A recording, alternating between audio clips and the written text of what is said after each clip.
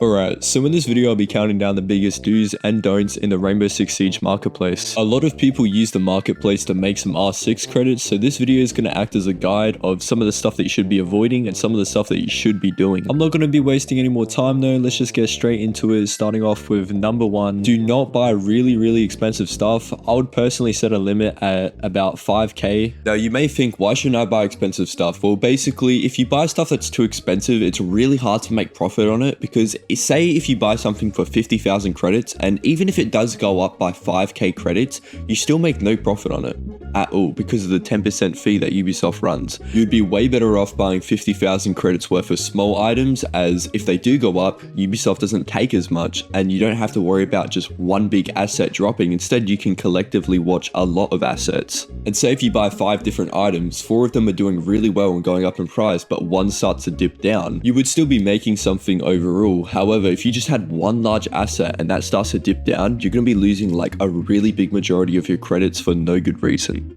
Number 2, this is something that you always want to be doing, and that's buying at the minimum price point. Never ever buy stuff when it's at its highest. Even if you have to be patient and wait a week straight, it's always going to be worth it to buy stuff when it's at its minimum. Now, I'm not saying that you have to lowball and try to buy stuff at a ridiculously low price, but what I am saying is take a look at some of the statistics below the items and really understand whether or not this item is going to be profitable and if it's worth buying in the first place. It is impossible to know for sure, but basically you just want to have the best idea whether you will be able to make your money back on the item or not. I've made this mistake heaps of times before where I'd buy something at a medium price point and just pray that it goes up, but it never really works like that, and some of the prices on the marketplace can be really random and stuff can just randomly go down or it could go up, and sometimes it's not in your favor, so you should always just look at the statistics first. So the next thing that I have on this list, which is number 3, and it's more like avoid this, it's not really don't do this entirely, it's just kind of avoid it. And what I'm talking about is avoiding products that have really high purchase order sales. The purchase orders number basically just tells you how much people are currently trying to buy this product, and if there are currently tens of thousands or thousands of people who are currently trying to buy the exact same product as you have a lot of competition, because there are always going to be people who are just willing to throw down more and more credits onto the product just to get it sooner instead of having to wait longer. Because there are so many people buying and selling these products,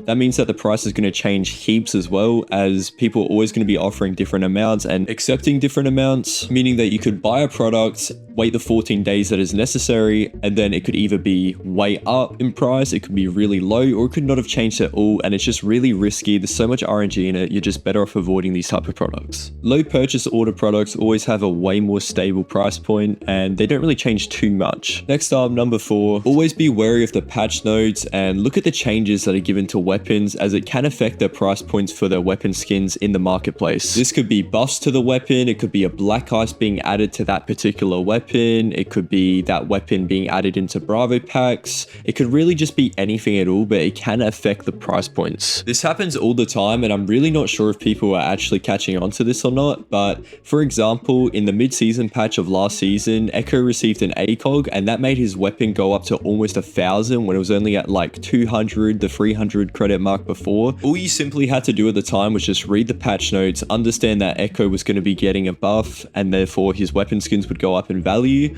but a lot of people actually missed out on this, including myself, which I have learned from this mistake and I'll definitely be doing this in the future, and I think you should too. Using this tip as a side note, I think everyone should go ahead and go buy some Blackbeard stuff in the marketplace, like Black Ice for the Deagle, Black Ice for his main guns, and player cards, anything related to Blackbeard, as he will be getting a remaster next season and his stuff will go up in value. Number 5 on this list, do not try to transfer your credits or transfer rare items over to another account by trying to sell it to you really cheap, or trying to buy like a really simple item, something that's not rare whatsoever, for heaps of credits, because this is how you can lose credits and how people can snipe these off of you and then you're left with nothing. Please just wait until player-to-player trading comes out. That'll come out very soon. Just wait for that. It's really not worth the risk. I'm sure you see like some random Shadow Legacy headgear for 100,000 credits or something ridiculous, and you might have wondered, why did that go for so much? That's not even slightly rare. I literally have one of those. It's not rare, it's just someone that's trying to transfer the credits over. It does work a lot of the time, but there's always going to be a few people that get their stuff taken away from them because they just made a dumb mistake. I would honestly just wait for player-to-player trading. It'll come out very soon anyway. Not to mention that Ubisoft will also take 10 10% of however much credits are spent. So that guy that sent 170,000 credits over actually only ended up with 153,000, losing almost 20,000 credits. So honestly, it's just not worth it. Just wait for player-to-player trading, and that's it for this one. Number 6 on this list, and this is always do. Please always do this, because I've actually lost some credits in the past from making this very simple mistake. But it's always sell your black ices on the marketplace before you open up alpha packs in game. Imagine if you had an R4C black ice which goes for about 3,000 credits in your account. You open up an alpha pack and you get an R4C black ice. You were literally missing out on 3,000 credits, and you were forced to claim the 2,000 renown or whatever it is that Ubisoft give you instead. And that would literally suck so much. So please don't make the mistake. I made this mistake with a buck black ice. I already had one on the marketplace, and then I opened up an alpha pack and got one, and then I had duplicates which I had to get rid of one, and it literally sucks so much. So just please follow this tip. If you have some alpha packs on your account and you can't sell your black ices because you're still waiting for the 14 days to be up, just don't open them. It's so simple. Just don't open the alpha packs. Just wait the 14 days until all the black ices are off your account. You really don't want to risk this. That's the end of this video though. Please drop a comment on like a series idea, literally anything to do with the marketplace or really just Rainbow Six Siege in general. I'll probably upload it. So just drop a comment for some ideas of shit I should upload, and I'll probably do it. So yeah, that's it.